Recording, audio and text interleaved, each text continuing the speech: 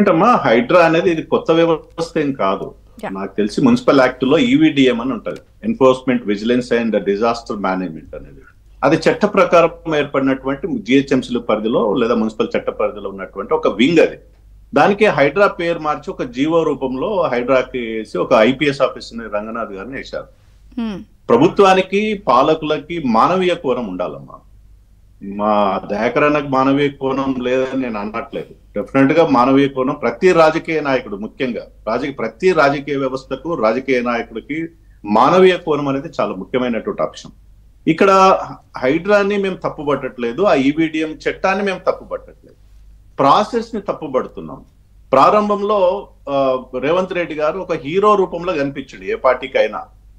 చాలా గొప్పోడు, కన్వెన్షన్ ని కూల్చేసిండు అనేది చాలా గొప్ప ఒక మంచి మెసేజ్ పోయింది. అదేవిధంగా వాళ్ళ సొంత పార్టీ అంటే ఇప్పుడు దానం నాగేందర్ గారు కాంగ్రెస్ లో ఉన్నారు కాబట్టి ఆయనకు సంబంధించిన ఎక్కడో ఇల్లీగల్ కన్స్ట్రక్షన్ ని కూల్చేసినప్పుడు ప్రజలకు మంచి మెసేజ్ పోయింది. రంగనాథ్ గారి బుల్డోజరు ఆ కన్వెన్షన్ వరకే ఆగింది. ఎందుకు ఇంకా బడా వ్యాపారవేత్తలు, రియల్ ఎస్టేట్ వ్యాపారవేత్తలు, తర్వాత లేక్ యూస్ పేరు మీద ఎంక్రోచ్మెంట్స్ కి అది ఎందుకు పోలే? ఆ ఎంఐఎం ఫాతిమా కాలేజీకి బుల్డోజర్ ఎందుకు పోలేదు? లేదా పెద్ద పెద్ద చెరువులను కబ్జా చేసిన వాళ్ళ పెద్ద వ్యాపారవేత్తలకు బుల్డోజర్స్ ఎందుకు పోలేదు? అది బుల్డోజర్ రంగనాథ్ గారు బుల్డోజర్ తీసుకుపోయి ఎక్కడ పేద ప్రజల వైపు మళ్లించండి. ఎక్కడైనామా వీపు మీద కొడితే సరే అప్పటి వరకు బాధపడతారు, కడుపు మీద కొడితే కడుపు మంట అవుతుంది పేద ప్రజలు. ఇది పేద ప్రజల కడుపు మీద కొట్టే ప్రయత్నం జరుగుతూ ఉంది. వీపు మీద కొడితేనేమో అది ప్రత్యామ్నాయం ఆలోచించి కొంతసేపు తర్వాత కొంతకాలం తర్వాత కన్విన్స్ అవుతారు. ఇవాళ అధికారులకి రాజకీయ నాయకులకు రెండు రకాలుగా అడ్మినిస్ట్రేషన్ ఉంటుందమ్మా. అధికారులకు కేవలం రూల్ మాత్రమే కనిపిస్తుంది, రాజకీయ నాయకులకు మానవీయ కోణం ఉంటుంది. మేమేమంటున్నాం అంటే మానవీయ కోణంతో ఈ చట్టాన్ని అమలు చేయమని కోరుతా ఉన్నాం. ఇప్పుడు ఇంకొకటి ముఖ్యమైనటువంటి అంశం అమ్మా, ఎక్కడి నుంచి ఏ ప్రాతిపదిక Hyderabad is it's a historical city. ఈ సిటీ ఆఫ్ లేక్స్ అంటాం, సిటీ ఆఫ్ పర్ల్స్ అంటాము. జిహెచ్ఎంసీ పరిధిలో కాదు, హెచ్ఎండిఏ పరిధిలో 2360 చెరువులు ఉన్నాయి.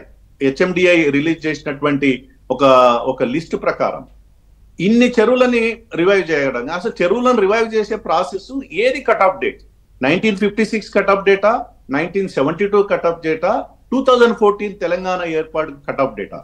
1956 కట్ ఆఫ్ డేట్ తీసుకుంటామా. ఇవాళ హైదరాబాదే చాలా విచిత్రంగా ఉంటుంది. చెరువులే మొత్తం హైదరాబాద్ చుట్టూ, బొగ్గులకుంట, నల్లకుంట, అదే విధంగా బతుకమ్మ కుంట, మహాసాప్ ట్యాంక్, ఇవన్నీ కూడా మనకి ఇవాళ కనిపించట్లేదు. చెరువులు లేవు. బొగ్గులకుంట చెరువు లేదు, నల్లకుంట చెరువు లేదు, మాసాప్ ట్యాంక్ అంటాం. ట్యాంక్ అమ్మా, ఈ రోజు కూడా అది ట్యాంక్, చెరువు ఉంది, కట్ట ఉంది, అక్కడ నీళ్ళు ఉండవు.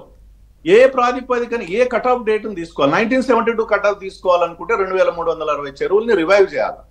ఈ 2360 చెరువుల్ని రివైవ్ చేయాలంటే యావరేజ్ ఒక్కొక్క చెరువు 10 ఎకరాలు తీసుకుంటే 23-30 వేల ఎకరాలు కట్టినటువంటి ఇల్లీగల్ కన్స్ట్రక్షన్స్ ని కూల్చాలి ఇవ్వాలి.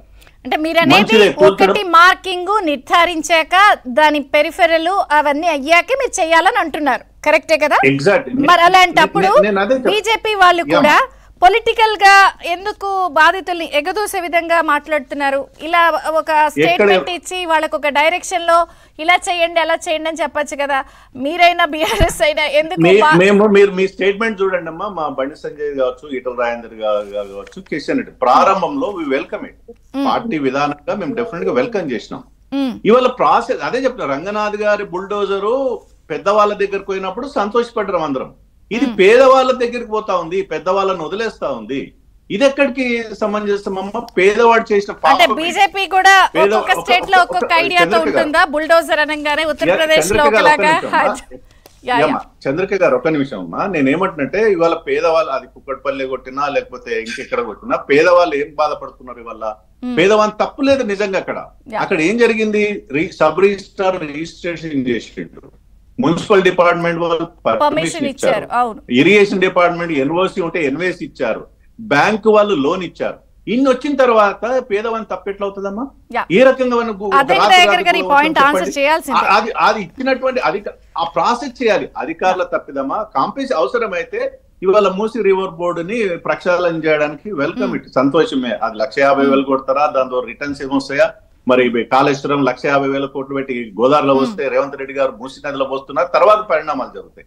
ఒక కాంపెన్సేషన్ కి ఇప్పుడు మా దయాకర్ అన్న చెప్పినట్టు 10,000 కోట్ల రూపాయలు కాంపెన్సేషన్ కోసం పెట్టినాం అంటున్నారు. అదే అట్లాంటి అమౌంట్ నే ఇతర చెరువుల దగ్గర ఎందుకు పెట్టట్లేదు? అక్కడ కూడా కాంపెన్సేషన్ పెట్టండి. కాంపెన్సేషన్ కట్టి ఎవరి అధికారులతో ఎవరు రికవరీ బిల్డర్స్ దగ్గరికి వెళ్ళి రికవర్ చేస్తారా, తప్పుదాలు చేసిన అధికారుల దగ్గర రికవర్ చేస్తారా? మన పేదవానికి అయితే కట్టియండి. అమౌంట్ కట్టించిన తర్వాత ఆన్సర్ చేయండి. ఒక బ్రేక్ తీసుకుని వస్తాను నేను. యూ షుడ్ ఆన్సర్ ఇవన్నీ. చర్చ